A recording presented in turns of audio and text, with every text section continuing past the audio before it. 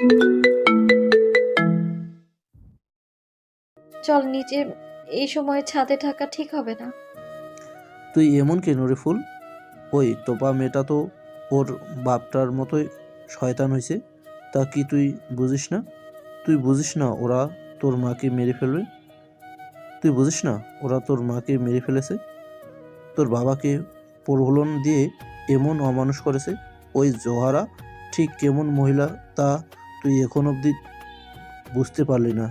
এই মহিলা পারে না এমন কিছু নেই। হয়তো তার প্রথম স্বামী তার পরিবারের সবটা জানতে পেরেছিল, তাই তো ওরে লাথি উষ্টা মেরে ভাগিয়ে দিয়েছে। এ তো সহজ হোস না রে বোন। এই পৃথিবীতে কাউকে সহজে হতে নেই। দুনিয়ার মানুষে তাকে কখনোই ভালো থাকতে দেয় না রে। আবিদের কথায় শের কিছুক্ষণ চুপ করে রইল, কিছুক্ষণ নীরব থেকে ম্লান হেসে বলল, কথায় আছে না, যার জীবন সেই বোঝে। আমিও আমার জীবনের প্রতিটা বিষয়ই বুঝি, জানি, কিন্তু আমার হাতে যে কিছুই নেই। আপনজন বলতে তুমি, মঞ্জু, চাচি, জেঠু, রিমন আছে ভাইয়া। আমার আর কি লাগবে বলো তো? আমার ভেতর কি চলে সেটা আমি এবং আমার আল্লাহ জানি। তাই তো ওদের ভুলে থাকতে পারি না। আমি এমন পরিস্থিতির মাঝে আছি যেখান থেকে না সোজা সোজা হয়ে দাঁড়াতে পারছি, আর না আশেপাশে তাকানোর ভরসা পাচ্ছি। আমার লড়াই যে আমার একার। আমি জানি না আমার এই জীবন যুদ্ধের শেষ পরিণতি কি হবে, তবে একটা কথাকে আজীবন ভরসা করে এসেছি, যে আল্লাহ সুবহান আল্লাহ তাআলা যা করেন তা মঙ্গল এবং কল্যাণের জন্যই করেন। হয়তো তিনি আমার ধৈর্যের পরীক্ষা নিচ্ছেন। বলে শের বড় বড় পা ফেলে সিঁড়ির দিকে চলে গেল। সেহেরের কথাগুলো দুজনের মধ্যে থেকে চাপা দীর্ঘশ্বাস বেরিয়ে এলো। সাত গাড়িতে ওঠার আগে একবার আধারে আচ্ছন্ন মায়াবিনীর গ্রামটাই ভালো করে চোখ বুলিয়ে নিল। এক সপ্তাহ স্মৃতি তাকে এভাবে ঝেঁকে ধরবে সেটার সাথে কল্পনাও করতে পারেনি। এর মূল কারণটা হয়তো তার মায়াবিনী। এই মায়াবিনীর মায়ায় যে সে গভীরভাবে পড়েছে, এখন দূরে চলে যাবে ভাবতেই তার বুকটা হু হু করে উঠল। কয়েকবার লম্বা লম্বা শ্বাস ফেলে নিজেকে সামলানোর চেষ্টা করলো সাদ, কিন্তু কিছুতেই নিজের এই অস্থিরতা কাটাতে পারছে না। এই কেমন মোহ বা অদ্ভুত অনুভূতি সেটা সাদকে এভাবে পুড়িয়ে মারছে। স্যার কি হলো, গাড়িতে আসুন। হাইস তো রওনা দিয়ে ফেলছে। কাবিরের কথায় সাদ ধ্যান ভাঙল। সাদ আরেকবার অন্ধকারে গ্রামের দিকে তাকিয়ে মিন করে বলল, বিদায় মায়াবিনী। বলে সাদ গাড়িতে উঠে বসলো এবং কাবিরকে গাড়ি স্টার্ট দেওয়ার নির্দেশ দিল। নির্দেশ পেতেই কাবির গাড়ি চালানো শুরু করলো। মেন রোডে গিয়ে উঠতেই অন্ধকারে কেটে গিয়ে কৃত্রিম সোডিয়াম আলোয় চারপাশ আলোকিত হয়ে যায়। সাদ আনমনে মুখে হাত হেলিয়ে বাইরের পানে তাকিয়ে রয়। কাবির কিছুক্ষণ পরপর লুকিং গ্লাসে তার স্যারের বিষণ্ণ চেহারাটা লক্ষ্য করছে, কিন্তু কিছু বুঝছে না,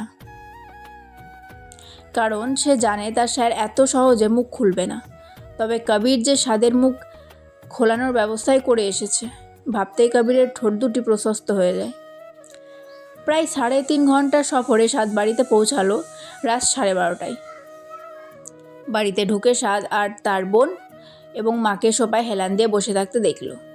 রুবাই মায়ের কাঁধে মাথা রেখে ঘুমিয়ে গেছে, কিন্তু মা এখনও জেগে আছে।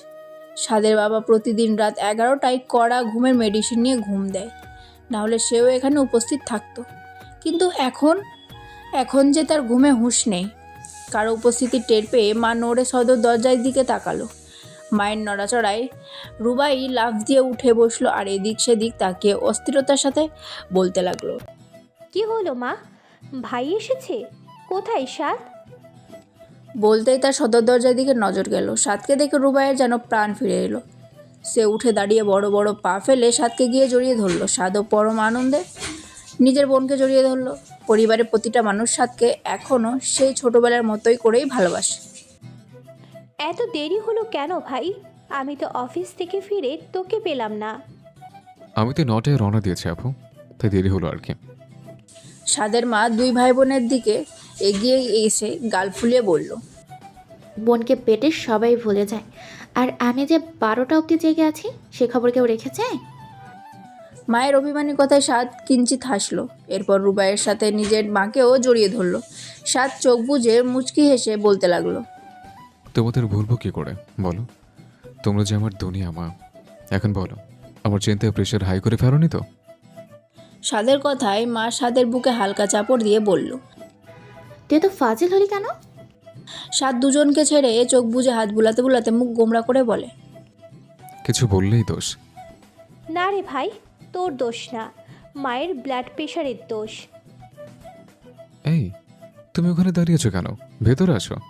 আজ ডিনার আমার সাথে করবে, প্লাস আজ আমাদের বাড়িতেই থাকবে। আরে কি বলেন স্যার, তা তো হয় না। হওয়ার হলে ঠিকই হয়।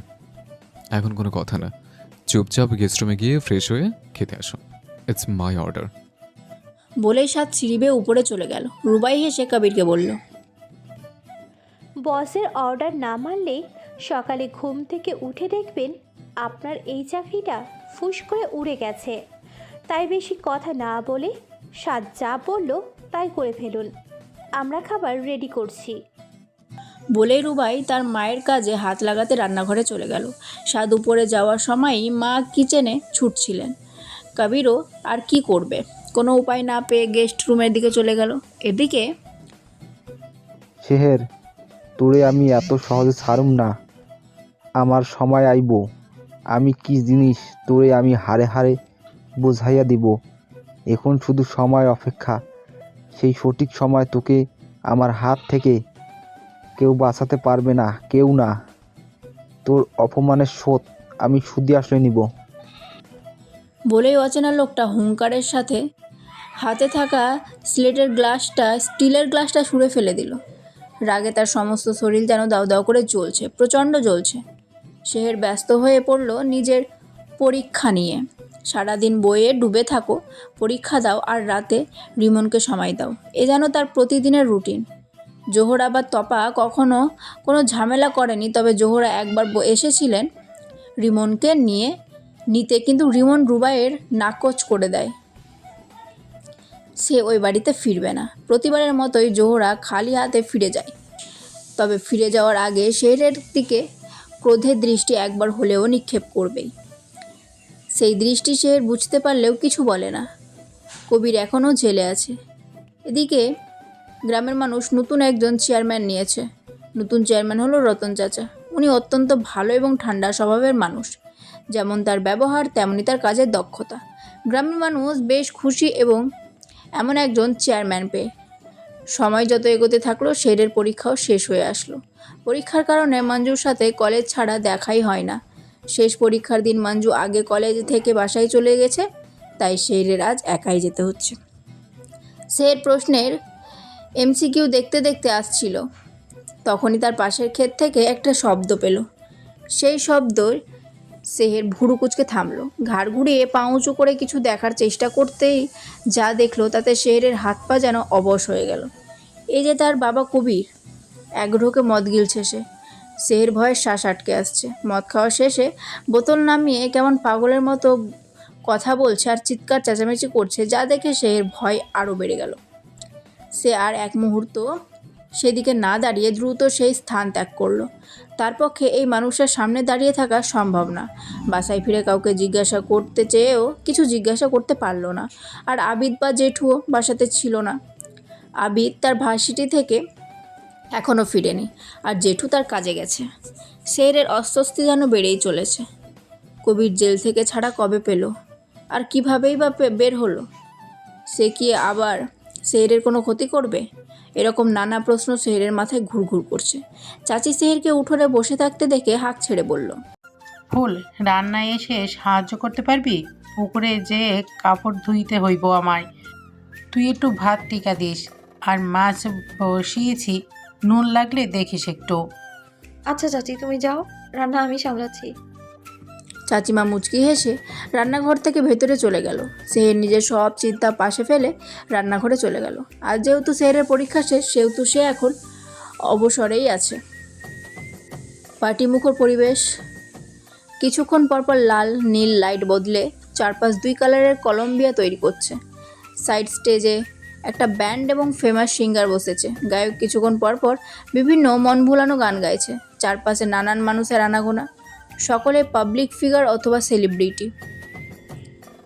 এক প্রডিউসার তার নিউ মুভিতে ভালো রেসপন্সের জন্য এই বিশাল পার্টির আয়োজন করেছেন। বিভিন্ন বড় বড় বিজনেসম্যানের এবং ফিল্ম ফিল্ম ইন্ডাস্ট্রির সকল লোকজনের। তুষার ড্রিঙ্ক সাইডে হাতে ওয়াইন নিয়ে 2-3 জন মডেল মেয়ের সাথে কথা বলতে ব্যস্ত। এমন সময় সদর দরজায় সামনে থেকে হালকা শোরগোল শোনা গেল। 3 মডেল সেদিকে তাকালো। শুধু এই 3 জন নয়, আশেপাশে সবার দৃষ্টি সেদিকে। সকলের মধ্যে তুষারও বিরক্তি নিয়ে সেদিকে তাকালো। প্রডিউসার সাহেব এক প্রকার ছুটে সদর দরজায় গেলেন আর কাউকে ওয়েলকাম করে ভেতরে আসতে বলছেন। কিছু মানুষ সরে যেতেই দেখা গেল সাত আর তার বোন রুবাই পার্টিতে প্রবেশ করছে। সাত পুরো ফর্মাল লুকে আর রুবাই একটা শাড়ি আর হিজাব পরেছে। সাতকে দেখে তুষারের মেজাজ খারাপ হয়ে গেল।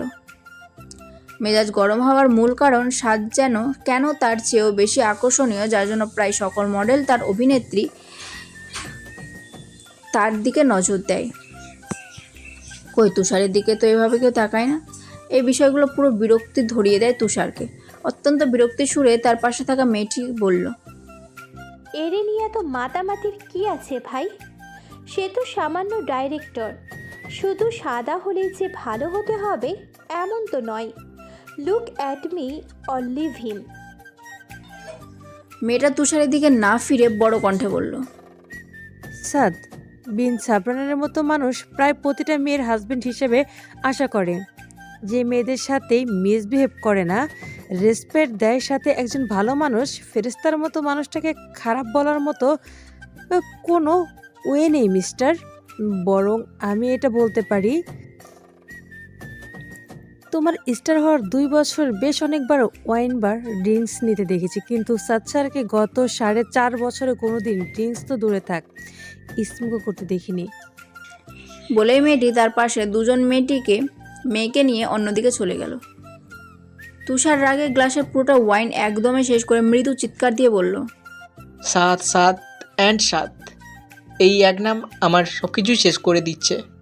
কে এই সাত? এর উপরে যা দেখায় তা সে একদমই না। এর ভেতরে কূটনৈতিক কাজ কেউ কেন ধরতে পারে না? ওয়াই, কেন তার জন্য বারবার নিজেকে অপমান হতে হয়? এরা তো ইচ্ছে করে নিজ হাতে খুন করে একে। সাত কয়েকজনের সঙ্গে অল্প স্বল্প আলোচনা করছিল। তখনই সে দূর থেকে ফারুক হোসাইনকে দেখতে পেল। তখনই সে এক্সকিউজ মি বলে ফারুক হোসাইনের দিকে এগিয়ে গেল। এই একটা মানুষকে সাদের বেশ পছন্দ। ফারুক হোসাইন যেমন রসিক তেমনই ভালো মানুষ। অল্পতেই মানুষের সাথে মিশে যান। সামান্য অহংকার বোধ নেই তার মধ্যে। ফারুক হোসাইন সাদকে দেখে একটা মুচকি হাসি দিয়ে বলল, আরে ইয়াংম্যান যে, কি অবস্থা? তার নতুন কোনো শিডিউল আছে নাকি? আলহামদুলিল্লাহ আঙ্কেল, ভালো। আপনার কি অবস্থা? আর 1 মাস শান্তিতেই আছে, কোনো শিডিউল নেই। থাকলে তো আপনি জানতেনই। মুচকি হেসে বলল সাদ। ফারুক হোসেন হেসে বলল, হ্যাঁ, তা তো অবশ্যই।